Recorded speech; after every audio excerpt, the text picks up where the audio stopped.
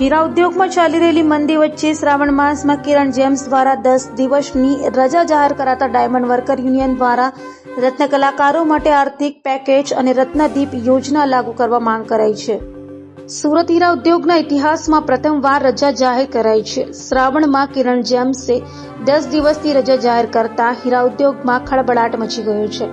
હીરા ઉદ્યોગમાં છેલ્લા 1 વર્ષથી મંદીનો માહોલ છે, ત્યારે મોટી કંપનીઓ રફની ખરીદી બંધ કરવા સાથે પ્રોડક્શન કાપ નહીં મૂકે તો સ્થિતિ નહીં સુધરે.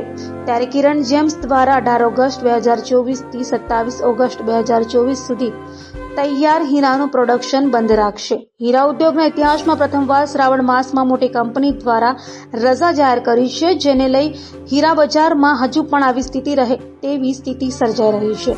તો ડાયમંડ વર્કર યુનિયન દ્વારા રત્ન કલાકારો માટે આર્થિક પેકેજ અને રત્નદીપ યોજના સરકાર લાગુ કરે તેવી માંગ કરાઈ છે. અને આજ રત્ન કલાકારોને મંદીમાં સામનો કરવાનો એક જ વિકલ્પ છે તેમ ડાયમંડ વર્કર યુનિયન દ્વારા જણાવાયું હતું.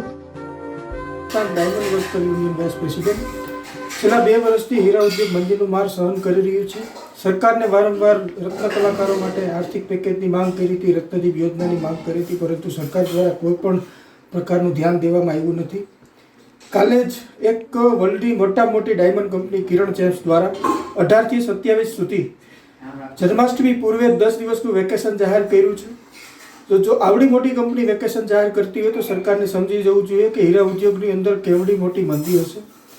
2008ની અંદર મંદીનું સંજ્ઞાન લઈને ગુજરાત સરકારે રત્નદીપ યોજના જાહેર કરી હતી.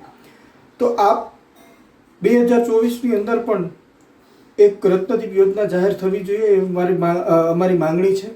અને આર્થિક પેકેજ પણ ડાયમંડ વર્કરો માટે ગુજરાત સરકાર આપે, કારણ કે મંદીનો કેવી અસર છે. જો વર્લ્ડની લાર્જેસ્ટ કંપનીમાંથી એક કંપની 10 દિવસનું વેકેશન જાહેર કરતી હોય તો સરકારને પણ સમજી જવું જોઈએ કે કેવડી મોટી મંદીનો માર સહન કરી રહ્યું છે હીરા ઉદ્યોગ.